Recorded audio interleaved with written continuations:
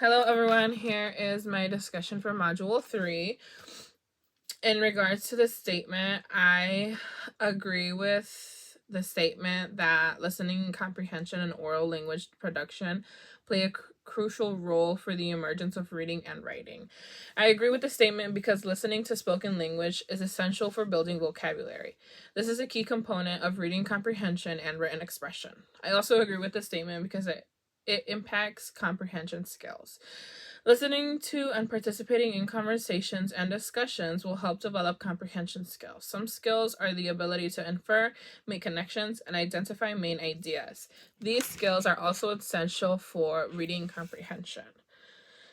The similarities was the next question. So the similarities between comprehension and listening and reading.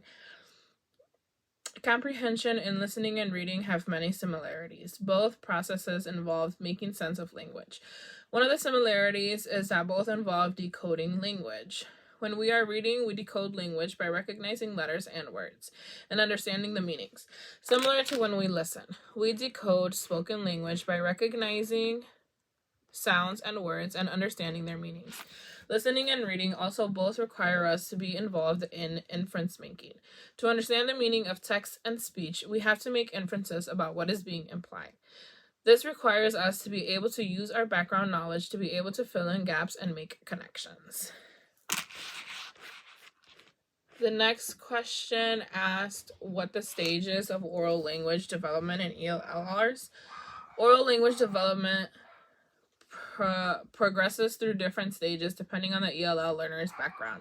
So the first stage is the pre-production. This is when the ELLs are silent and hesitant to speak English. They will use gestures or facial expressions to communicate. In the second stage, this is the early production. In this stage, the ELL uses limited vocabulary and short phrases to communicate. They will memorize phrases or simple sentences to express themselves.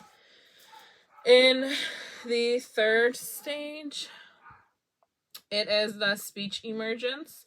In this stage, the ELLs are able to produce longer and more complex sentences. They are able to understand more spoken language and participate more in conversations. The fourth stage is the intermediate fluency. In this stage, ELLs have a wider vocabulary and can communicate more ideas. They are able to understand and participate in discussions and complete tasks with support. The fifth and the final stage is the advanced fluency. At this stage, ELLs are approaching language proficiency.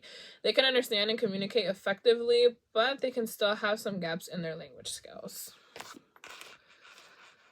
The importance of oral language development for school successes.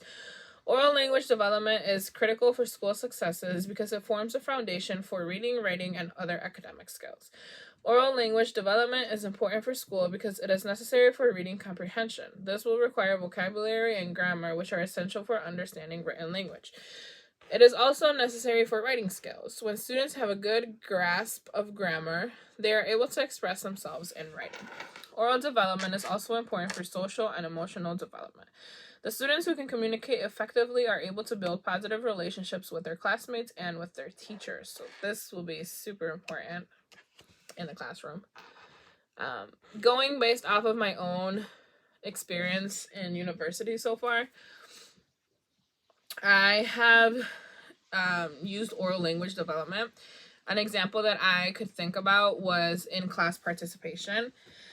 By contributing to class discussions, I've been able to express my ideas and my opinions in a clear manner. Another example where I have used a lot of oral language development is in group projects. By collaborating with other students, I have used my oral language skills. While we all work together, I have practiced my listening and my speaking skills, which of course are going to be important for successful teamwork. Oops.